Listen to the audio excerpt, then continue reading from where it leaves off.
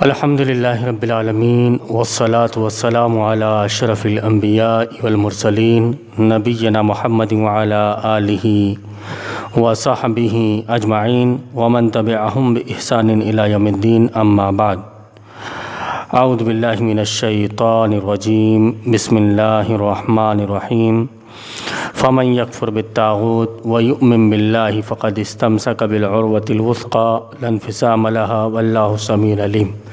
معزز سامعین، ابھی ہم مسلسل طاغوت کے سلسلے میں کچھ سن رہے ہیں۔ یہاں پر جیسا کہ ہم نے پچھلے درس میں حضرت عدی بن حاتم رضی اللہ تعالیٰ عنہ کی وہ حدیث بیان کی جو تفسیر ابن کثیر میں بھی موجود ہیں، اس کو علامہ ناصر الدین البانی رحمۃ اللہ علیہ نے سلسلۃ الاحادیث الصحیحہ کے اندر بھی ذکر کیا ہے، اور وہ اس آیت کے ضمن میں ہیں کہ اتخذوا احبارہم و رہبانہم اربابا من دون اللہ، کہ انہوں نے اللہ رب العالمین کے سوا اپنے عالموں اور اپنے درویشوں کو اور مسیح ابن مریم کو اپنا رب بنا لیا، حالانکہ وہ لوگ ان کی عبادت نہیں کیا کرتے تھے، ان کی عبادت نہیں کیا کرتے تھے، وہ صرف ان کی اطاعت کیا کرتے تھے، ان کے احکام کو بجا لاتے تھے۔ کسی چیز کے سلسلے میں انہوں نے کہہ دیا کہ یہ حلال ہے تو وہ اس کو مان لیتے تھے، اور کسی چیز کے سلسلے میں انہوں نے کہا کہ یہ حرام ہے تو وہ اس کو مان لیتے تھے۔ گویا جس چیز کو انہوں نے حلال کیا اس کو انہوں نے حلال مانا، اور جس چیز کو انہوں نے حرام کیا اس چیز کو انہوں نے حرام مانا، اس سلسلے میں ان کی بات مانی۔ تو قرآن نے کہہ دیا کہ اتخذوا احبارہم و رہبانہم اربابا من دون اللہ، کہ انہوں نے اللہ رب العالمین کو چھوڑ کر اپنے عالموں، اپنے درویشوں اور مسیح ابن مریم کو اپنا رب بنا لیا، گویا اللہ کے ساتھ شریک کیا۔ لوگ کیا کرتے ہیں کہ عبادت اور اطاعت کے سلسلے میں دونوں کو الگ الگ کر دیتے ہیں۔ عبادت کے لائق صرف اور صرف اللہ رب العالمین ہے، اور اطاعت کے لائق بھی صرف اور صرف اللہ رب العالمین ہے، اس کے علاوہ نہ کسی کی عبادت کی جائے گی اور اس کے علاوہ کسی کی اطاعت نہیں کی جائے گی۔ اس سلسلے میں کچھ گفتگو ہم آپ کے سامنے کریں گے۔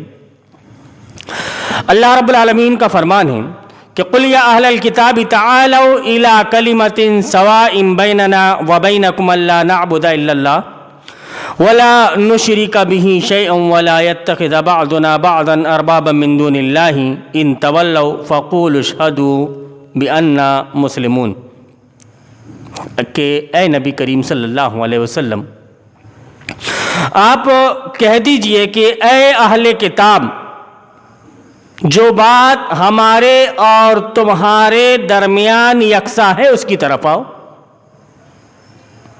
اور وہ بات کیا ہے؟ وہ یہ ہے کہ اللہ کے سوا ہم کسی کی عبادت نہ کریں گے، اللہ نعبد الا اللہ، کہ اللہ رب العالمین کے علاوہ ہم کسی کی عبادت نہیں کریں گے، اور اس کے ساتھ کسی کو شریک نہ بنائیں گے۔ یہ مشترک ہے بات، جیسا کہ بار بار آپ کے سامنے وہ چیز ذکر کی جاتی ہے کہ اللہ رب العالمین نے بیان فرمایا کہ وَلَقَدْ بَعَثْنَا فِي كُلِّ أُمَّةٍ رَسُولًا أَنِ اعْبُدُوا اللَّهَ وَاجْتَنِبُوا الطَّاغُوتَ، کہ ہر نبی کی طرف، ہر امت کی طرف اللہ رب العالمین نے جن نبیوں کو بھی بھیجا ہے، ان کے بھیجے جانے کا مقصد یہ رہا کہ اللہ کی عبادت ہو اور طاغوت سے اجتناب ہو۔ نبیوں کی تاریخ اٹھا کر کے دیکھ لو آپ، کہ حضرت موسیٰ علیہ السلام نے فرعون سے سمجھوتا نہیں کیا. لوگ تعویلیں پیش کرتے ہیں کہ بھائی آپ جن لوگوں کو برا بھلا کہہ رہے ہو انہی کے درمیان میں آپ رہ رہے ہو. تو حضرت موسیٰ علیہ السلام کی جو پرورش ہوئی، حضرت موسیٰ علیہ السلام جو پلے بڑھے، وہ اسی کے رحم و کرم پر، اس کے سارے اخراجات وہی اٹھاتا تھا. لیکن اس زمانے کے لوگوں نے کبھی یہ تعویل نہیں پیش کی کہ اے موسیٰ، ارے اسی کے یہاں کا تو تم کھا پی کر کے بڑے ہوئے ہو، لیکن اب تم اسی کی مخالفت کرنے لگے. جس تھالی میں کھائے تھے اسی تھالی میں چھید کر رہے ہو. یہ جو لفظ میں استعمال کر رہا ہوں، یہ ہمارے جو معاشرے میں جو زبان عام ہے، جو دلیل کے طور پر لوگ پیش کرتے ہیں، وہ لفظ استعمال کر رہا ہوں میں کہ اس وقت لوگوں نے کہا کہ موسیٰ تم نے جس تھالی میں کھایا اسی تھالی میں تم چھید کر رہے ہو. حضرت ابراہیم علیہ السلام کے بارے میں کہ ان کی پرورش جو ہوئی تو بڑا پروہت تھا، چیف آفیسر تھا ان کا باپ آزر. تو جو کچھ ملتا تھا وہ نمرود کی حکومت سے ان کو ملتا تھا، وہ پلے بڑے اسی سے. لیکن کسی نے ان کو یہ تانا نہیں دیا کہ تم نے جس تھالی میں کھایا اسی میں چھید کر رہے ہو، یا تم اپنے باپ کے بڑے نافرمان ہو گئے. بلکہ یہ کہا کہ جو تم یہ کہہ رہے ہو تم یہ کہنے سے باز آ جاؤ. موسیٰ علیہ السلام کے ساتھ میں بھی وہی معاملہ آیا، اور دیگر جتنے بھی انبیاء کرام علیہ السلام آئے اور آ کر کے چلے گئے، ان کے ساتھ بھی یہی معاملہ پیش آیا.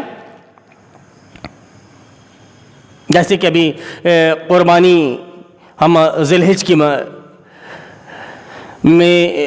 کے مہینے میں ہم نے قدم رکھ چکا ہے، اور اب قربانی ہونے والی ہے قریب انشاءاللہ. تو نمرود کا ذکر آتا ہے، ابراہیم کا بھی ذکر آتا ہے. اس میں یہ مذکور کیا جاتا ہے حضرت ابراہیم علیہ السلام کے سلسلے میں کہ علامہ اقبال کہتے ہیں کہ آگ ہے اولاد ابراہیم ہے، نمرود ہے. کیا کسی کو پھر کسی کا امتحان مقصود ہے؟ ظاہر سی بات ہے کہ اب امتحان مقصود ہے. جتنے بھی اللہ رب العالمین کے بندے ہیں اور وہ دعویٰ کر رہے ہیں کہ ہم اللہ رب العالمین کے، اللہ رب العالمین ان سے آزمائش لے گا، ان کو آزمائش میں مبتلا کرے گا. لیکن وہ لوگ جنہوں نے دعویٰ نہیں کیا ہے، اللہ رب العالمین ان سے آزمائش نہیں لے گا، کیونکہ وہ مکلف ہے ہی نہیں. مکلف وہ ہے جنہوں نے دعویٰ کیا ہے. تو اسی طرح اہل کتاب سے نبی کریم صلی اللہ علیہ وسلم نے کہا تھا کہ آؤ اس کلمے کی طرف جو ہمارے اور تمہارے درمیان میں یکساں ہے، برابر ہے. وہ کیا کہ ہم اللہ کے علاوہ کسی کی عبادت نہیں کریں گے، اس کے ساتھ کسی کو شریک نہ بنائیں، اور ہم میں سے کوئی کسی کو اللہ کے سوا اپنا رب نہ بنائے. قرآن کے الفاظ پھر وہی رب کہ وَلَا يَتَّخِذَ بَعْضُنَا بَعْضًا أَرْبَابًا مِّن دُونِ اللَّهِ. یکساں ہے یہ بات کہ ہم میں سے کوئی کسی کو اللہ کے سوا اپنا رب نہ بنائے. اس سے پہلے تو انہوں نے یہ کیا تھا کہ رب بنا لیا تھا، جیسا وہ کہتے تھے ویسا یہ کرتے تھے. کسی چیز کو انہوں نے حلال کر دیا تو وہ حلال سمجھ لیتے تھے، کسی چیز کو انہوں نے حرام کیا تو وہ حرام سمجھ لیتے تھے. تو یہ کہا کہ وَلَا يَتَّخِذَ بَعْضُنَا بَعْضًا أَرْبَابًا مِّن دُونِ اللَّهِ، کہ رب نہ بنائے کسی کو، گویا کسی کی نہیں چلے گی، اللہ کی چلے گی. اب یہاں پر انسان کے اوپر کیسے چل سکتی ہے؟ اور جس سسٹم میں انسان کو اس قابل بنایا جاتا ہے کہ انسان کے لیے وہ قوانین منضبط کرے، اس قابل بنایا جاتا ہے، اس سسٹم کو کیسے فالو کر سکتے ہو آپ؟ وہ چین اور وہ کڑی آپ کیسے بن سکتے ہو؟ گویا آپ کیسے ووٹ دے سکتے ہو جس کے ذریعے سے ایک آدمی اس مقام پر پہنچتا ہے؟ کیسے ووٹ دے سکتے ہو آپ؟ لیکن علماء کرام تعویلوں پر تعویلیں پیش کرتے ہیں کیا آپ نے اس حد تک کہ کیا کہ ان کو اپنا رب بنا لیا؟ اللہ رب العالمین کے ساتھ تم نے انہیں شریک کیا، جیسا کہ ہم نے پچھلے درس میں بھی ذکر کیا تھا سورہ شورى کی آیت نمبر 21 کو، کہ اللہ رب العالمین نے بیان فرمایا کہ ام لہم شرکاء شرعوا لہم من الدین ما لم یأذن بہ اللہ، کیا انہوں نے ان کے کوئی ایسے شریک ہیں جنہوں نے ان کے لیے شریعت سازی کر رکھی ہے، ما لم یأذن بہ اللہ، اللہ نے جس کی اجازت نہیں دی۔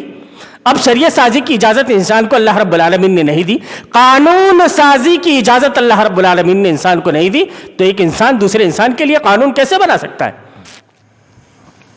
اب یہاں پر تعویلیں پیش کریں گے کہ وہ قانون جو ہیں وہ شریعت کے وہ قانون الگ ہوتے ہیں، یہاں سے تعویلیں شروع ہوتی ہیں۔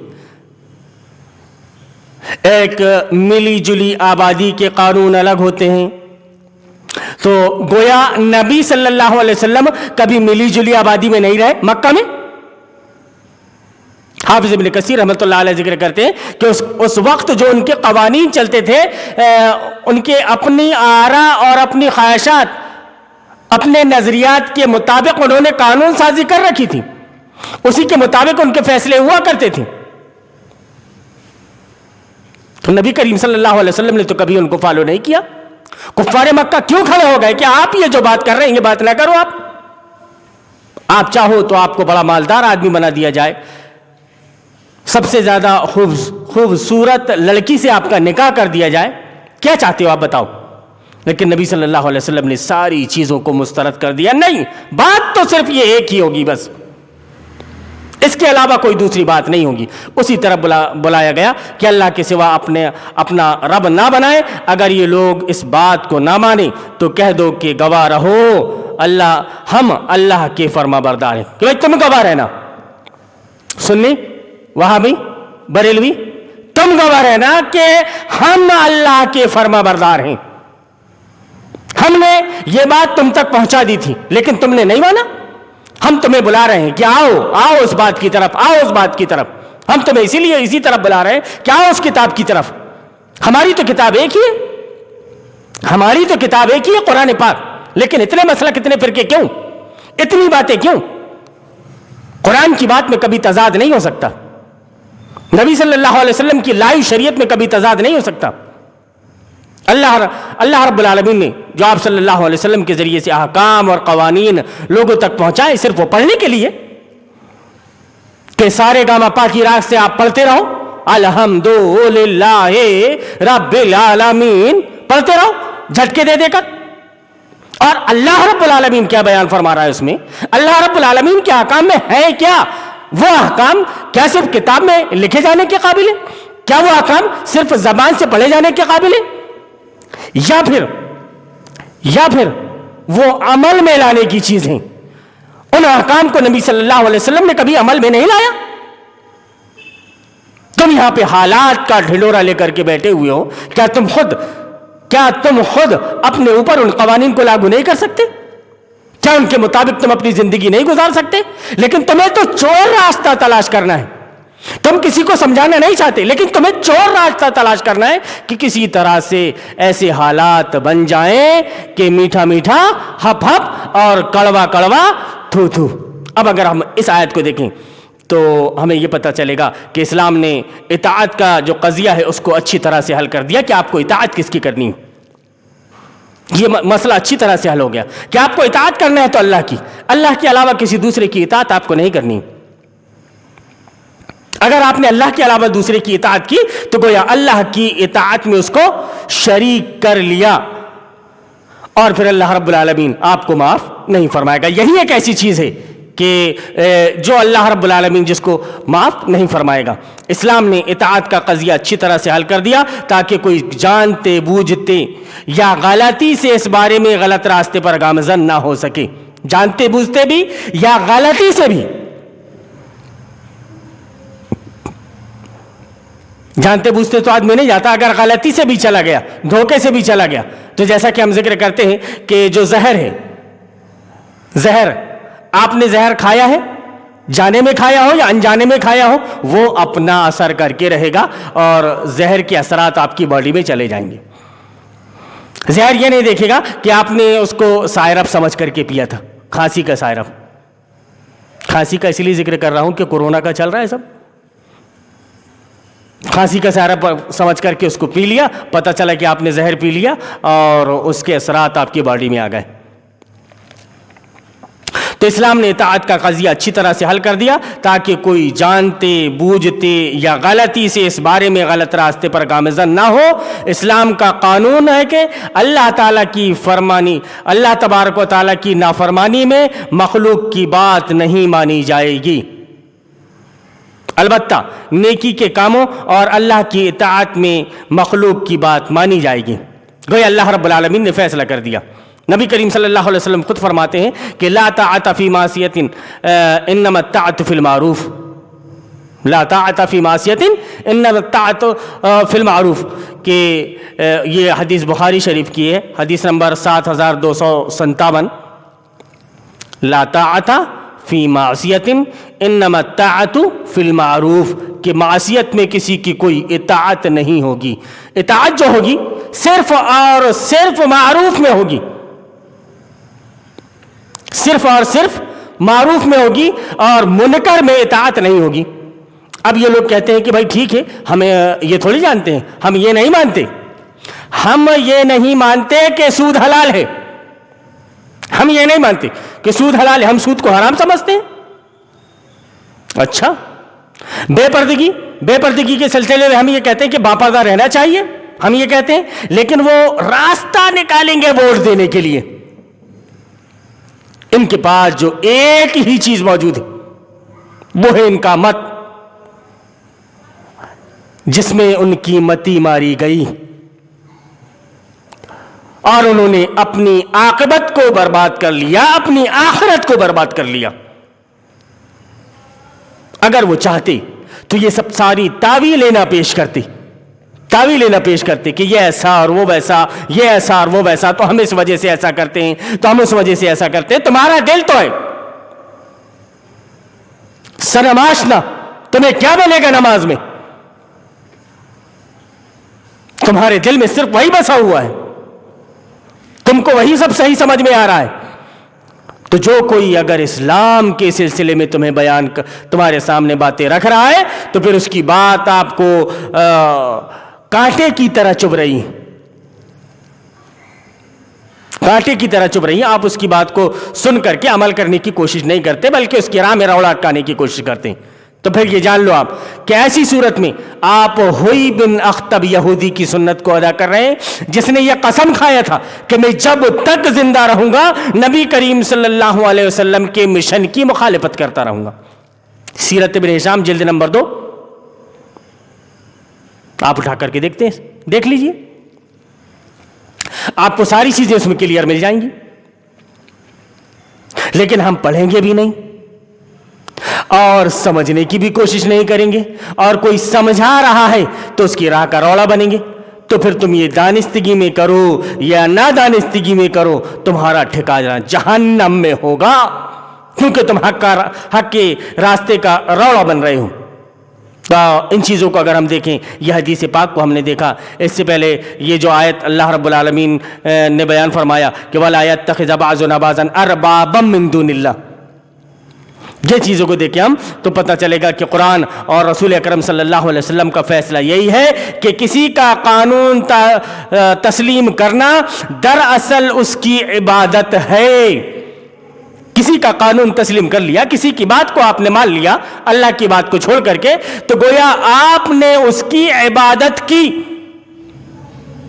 اس کی عبادت ہے وہ، کہ کسی کا قانون تسلیم کرنا دراصل اس کی عبادت ہے، اگرچہ اس کام کو عبادت اور بندگی کا نام نہ بھی دیا جائے۔ ہو رہا ہے یہ کہ اس کام کو عبادت کا نام نہیں دیا جا رہا ہے، اس کام کو بندگی کا نام نہیں دیا جا رہا ہے، یہاں پر تو نام پیش کیا جا رہا ہے مصلحت کا، احون البلیتین کا، اخف الضررین کا، کسی طرح سے چور راستہ نکالنے کی کوشش کی جا رہی ہے کہ مسئلہ ہمارے حق میں آ جائے اور ہم اس طرح سے یہ کر لیں۔ لیکن آگے جو باتیں میں آپ کے سامنے پیش کرنے جا رہا ہوں اس کو بڑے غور سے سنیں گے تو ایک ایک چیز آپ کے سامنے واضح ہو جائے گی۔ وہ یہ کہ اللہ نے اور رسول اکرم صلی اللہ علیہ وسلم نے یہ فیصلہ کر دیا ہے کہ کسی کا قانون تسلیم کرنا دراصل اس کی عبادت ہے، اگرچہ اس کام کو عبادت اور بندگی کا نام نہ بھی دیا جائے، چاہے یہ کام کرنے والوں کو معلوم تک نہ ہو کہ بندگی اور عبادت یہی ہے۔ اب آدمی کام کر رہا ہے لیکن اسے نہیں معلوم کہ بندگی بھی یہی ہے اور عبادت بھی یہی ہے۔ ان کے قانون کو ماننا اور ان کی اطاعت کرنا یہ نہیں جانتا، وہ جانے چاہے نہ جانے۔ عبادت بھی یہی ہے، جیسا کہ عدی بن حاتم رضی اللہ تعالیٰ عنہ کو معلوم نہیں تھا۔ حضرت عدی بن حاتم کو معلوم تھا؟ نہیں معلوم تھا انہیں، اسی لیے انہوں نے کہا تھا کہ ہم ان کی عبادت نہیں کیا کرتے تھے، لیکن قرآن نے یہ کہہ دیا کہ تم ان کی عبادت کرتے تھے۔ اتخذوا احبارهم ورهبانهم اربابا من دون اللہ۔ اس سلسلے میں آپ ہمارے پچھلے درس کو غور سے سن لیں، اس میں تفصیل کے ساتھ اس مسئلے پر حضرت عدی بن حاتم کی بات پر ہم نے گفتگو کی۔ تو جیسا کہ عدی بن حاتم کو معلوم نہ تھا کہ قرآن کی روح سے یہ بھی ضروری نہیں ہے کہ کوئی انسان خدا کہلا کر ہی خدائی کے مرتبے پر فائز ہوتا ہے، یہ نہیں ہے۔ کوئی آدمی یہ کہہ دے کہ میں خدا ہوں، یہ بول کر آدمی خدائی کے مرتبے پر فائز ہو جائے، ایسا نہیں ہے۔ احبار اور رہبان نے یہ نہیں کہا تھا کہ ہم خدا ہیں۔ تو یہی کہ انسان خدا کہلا کر ہی خدائی کے مرتبے پر فائز ہوتا ہے، جیسا کہ احبار اور رہبان خدا نہ کہلائے تھے، مگر قرآن نے ان کو ارباب من دون اللہ کہا۔ چنانچہ ہر وہ انسان جو انسانوں کے لیے قانون صادر کرنے کا حق رکھتا ہو وہ اللہ کا شریک ہے۔ اگر کسی کو حق مل گیا کہ یہ قانون بنا سکتا ہے، آپ نے اس کو حق دیا، اب انسان قانون بنا رہا ہے، تو گویا وہ اللہ کا شریک ہے، اللہ کا شریک ہے۔ اب جو اس کی اطاعت کرے گا، اس کے احکام کو مانے گا، تو گویا اللہ رب العالمین کے ساتھ وہ اس کو شریک کر رہا ہے۔ زمین کے جھوٹے خداؤں میں اس کا باقاعدہ شمار ہوگا، ایسا کرنے والے کا شمار زمین کے جھوٹے خداؤں میں ہوگا، اگرچہ اس کا لقب فرعون نہ ہو، اگرچہ وہ عوام کا نمائندہ یا عوام کا خدمتگار کہلاتا ہو۔ گویا الفاظ بدل گئے، جیسے جیسے زمانہ بدلتا گیا الفاظ بدلتے گئے۔ بھائی آدمی نے اپنے آپ کو فرعون نہیں کہا، آدمی نے اپنے آپ کو کیا کہہ دیا کہ ہم تو کیا ریپرزینٹیٹیو ہیں، تھوڑا انگلش میں بولو تو سمجھ میں آتا ہے، ہم نمائندے ہیں، ہم عوام کی بات کو وہاں تک پہنچانے والے ہیں۔ نام بدل گیا، اس کا لقب فرعون نہیں لیکن وہ فرعون ہے، کیونکہ اس کا طریقہ وہی ہے، وہ اسی کا سپورٹ کر رہا ہے، اور وہ حضرت ابراہیم علیہ السلام کا باپ بن چکا ہے، پروہت، چیف آفیسر، جو حکم دے رہا ہے اس بات کا۔ تو یہ عبادت اور الہیت کے مفہوم درست نہ ہوئے تو بتوں کے پوجے جانے کے لیے شکلیں بدلنی ہوں گی۔ اگر آپ یہ عبادت کے اور الہیت کے یہ مفہوم کو آپ دونوں کو الگ الگ کر دو، عبادت کا مفہوم، الہ کا مفہوم، اطاعت کا مفہوم، ان ساری چیزوں کو آپ الگ کر دو تو پھر بتوں کو پوجے جانے کے لیے شکلیں بدلنی ہوں گی۔ دین کا مطلب واضح نہ ہو تو گمراہیوں اور ضلالتوں کو صرف چولے تبدیل کرنے پڑیں گے، صرف چولے تبدیل کرنے پڑیں گے۔ اب یہ ہو گیا کہ دین کا مطلب لوگوں کے سامنے واضح نہیں کہ دین کیا ہے، عبادت کا مطلب کیا ہے، اطاعت کا مطلب کیا ہے، یہ چیزیں نہیں جانتا تو شکلیں اب بدل گئی۔ اب اس طرح سے وہ اللہ رب العالمین کی نافرمانی کر رہا ہے لیکن پھر موحد ہے۔ اسی لیے اب ہمیں ان پاک تینت موحدین کی خدمت میں کچھ گزارشات کرنی ہیں جو اللہ کی وحدانیت کو اپنے وجود اور دعوت کی شناخت بنا کر نجات کے متلاشی ہیں۔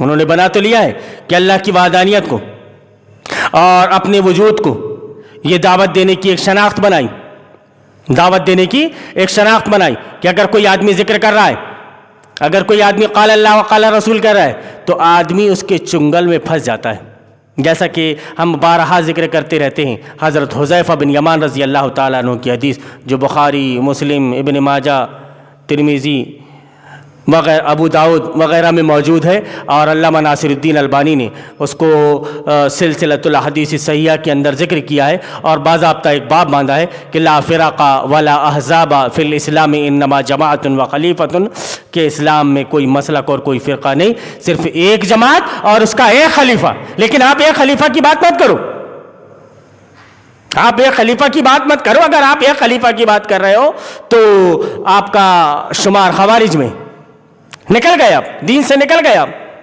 آپ قرآن کی حدیث کی بات کر رہے ہیں، دین سے نکل گئے آپ۔ یہ لوگ کون کریں گے؟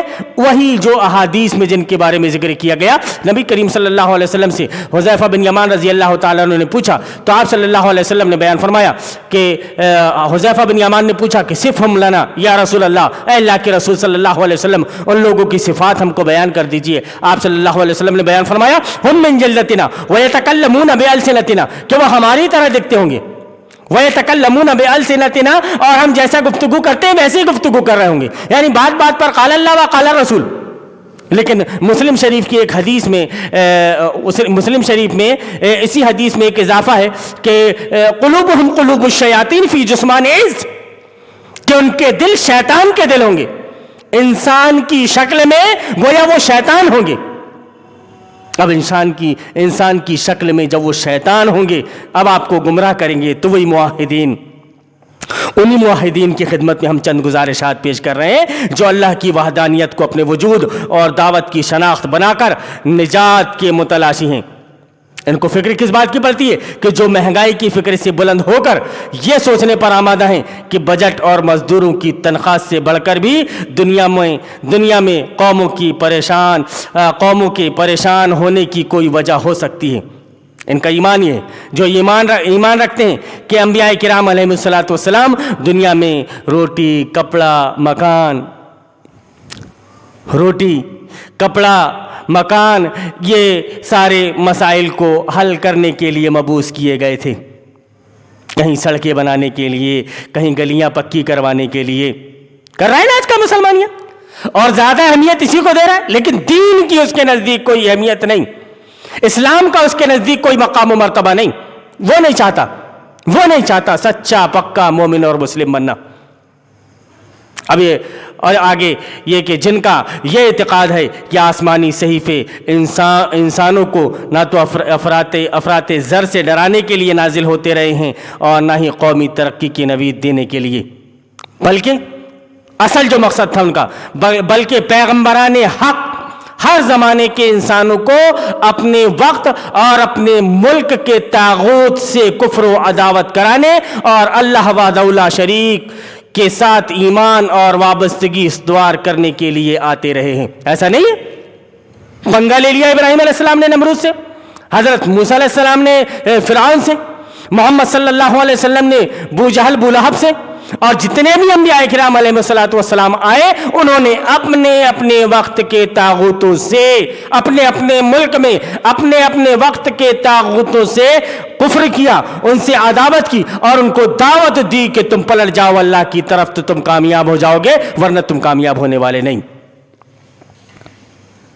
اور اگر ہم دیکھتے ہیں تو ہمیں پتہ یہ چلتا ہے کہ آسمانی کتابوں کا اصل موضوع اور ان کا اصل مقصد یہی تھا کہ آدمی عذاب جہنم سے بچ جائے اور آخرت میں اس کو نجات مل جائے۔ نجات ملنے کی شکل ایک ہی ہے، وہ یہ کہ وہ انہی راستوں پر چلے جن راستوں پر انبیاء کرام علیہ الصلوۃ والسلام چلے، اور ان کا مقصد یہ تھا کہ انہوں نے طاغوت کا انکار کیا، ان سے کفر کیا، ان سے عداوت رکھی اور ان سے بغض و عناد رکھا، اور اللہ کے قانون سے انہوں نے محبت رکھی۔ لیکن تمہارا اللہ کے قانون سے محبت نہ ہونا، تمہاری محبت اللہ کے قانون سے محبت نہیں بلکہ غیر اللہ کے قانون سے محبت ہے۔ جو کوئی اگر کھڑا ہو رہا ہے تمہیں یہ بتانے کے لیے کہ تم اللہ سے محبت کرو، اس کی اطاعت کرو، اس کی فرما برداری کرو اور نظام طاغوت کا انکار کرو، تو تم تعویلیں پیش کرنے لگتے ہو۔ ایسی شکل میں یہ جان لو کہ آپ اللہ رب العالمین کو کیا جواب دو گے؟ اللہ رب العالمین کے پاس جواب دیتے نہیں بن پڑے گا۔ اس سلسلے میں ہمارے اور پروگرام سلسلے وار چل رہے ہیں۔ ایک چیز کو ہم یہ چاہ رہے ہیں کہ کھل کر اور واضح انداز میں آپ کے سامنے پیش کر دیں، تاکہ ایسا ایسے علماء سو جو ان کی تعویلیں کرتے ہیں اور یہ بتاتے ہیں کہ یہ طاغوت نہیں ہے، یہ طاغوت ہے بھی تو اس سے اس حد تک کہ بس اجتناب کیا جائے، باقی اس سے اجتناب نہ کیا جائے۔ آپ کو یہاں سے یہ بتایا جا رہا ہے کہ طاغوت کیا ہے، اس کی پہچان ہم آپ کے سامنے ذکر کیے دے رہے ہیں، اس کا حکم بھی ہم ساتھ میں ساتھ آپ کو بتاتے ہوئے چل رہے ہیں، اور اس کے ساتھ آپ کا برتاؤ کیسا ہونا چاہیے، یہ لگ بھگ ساری چیزیں ہم اپنے پروگراموں میں ذکر کرتے چلے آ رہے ہیں تاکہ کھل کر بات آپ کے سامنے آ جائے اور آپ کھل کر نظام طاغوت کا انکار کر سکیں۔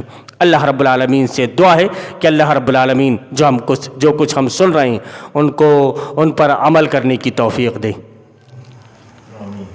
ہمیں تیرے قانون کے مطابق زندگی گزارنے کی توفیق دے۔ اللہم ارنا الحق حقا وارزقنا اتباعہ وارنا الباطل باطلا وارزقنا اجتنابہ، آمین یا رب العالمین۔ لوگوں کا رد و قبول ہرگز حق و باطل کا معیار نہیں ہے۔ لوگوں کی اکثریت اگر اندھیروں میں بھٹکنا اور ٹھوکریں کھانا چاہتی ہے تو خوشی سے بھٹکے اور ٹھوکریں کھاتی رہے۔ ہمارا کام ہر حال اندھیروں میں چراغ جلانا ہی ہے، اور ہم مرتے دم تک یہی کام کرتے رہیں گے۔ ہم اس سے خدا کی پناہ مانگتے ہیں کہ ہم بھٹکنے یا بھٹکانے والوں میں شامل ہو جائیں۔ خدا کا یہ احسان ہے کہ اس نے ہمیں اندھیروں میں چراغ جلانے کی توفیق بخشی۔ اس احسان کا شکر یہی ہے کہ ہم چراغ جلاتے جلاتے مر جائیں۔